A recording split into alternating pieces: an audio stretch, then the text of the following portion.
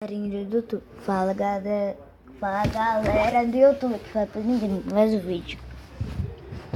Então, dê um tapa no gostei e se inscreva no canal, que vocês são meu apoio. E primeira coisa, vocês vão no Google. Aí vocês vão no Google, né, gente? Cadê o Google? Rapidinho. Eu vou no Google Play aqui rapidinho. Vocês vêm no... Eu vou colocar tudo de novo. Vocês vêm, pesquisam o Google. Não precisa do Google não. Eu que desativei o Google.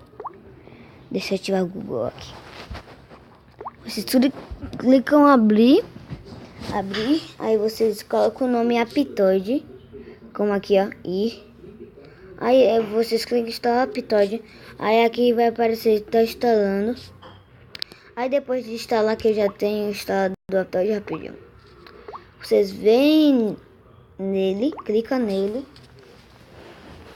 Ok, aí vocês clicam em OK para atualizar mais coisas como Minecraft, essas coisas.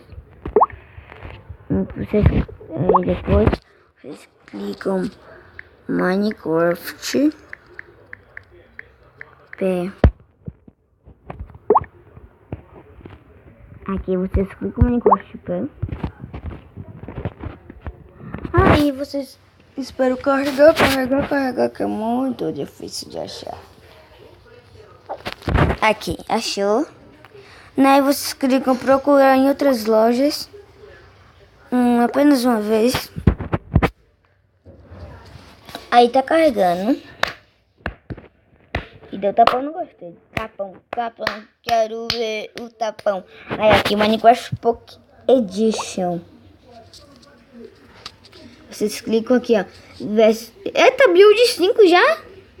É melhor estar, tô brincando. Aqui vai ter, ó, Minecraft versão 14, build 5. Eita, já não só build 5.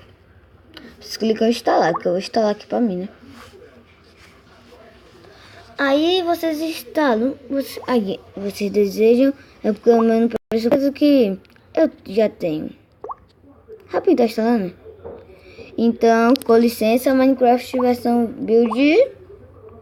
Deixa eu ver que o build é 4 e bem-vindo a build 105. E também, gente, né?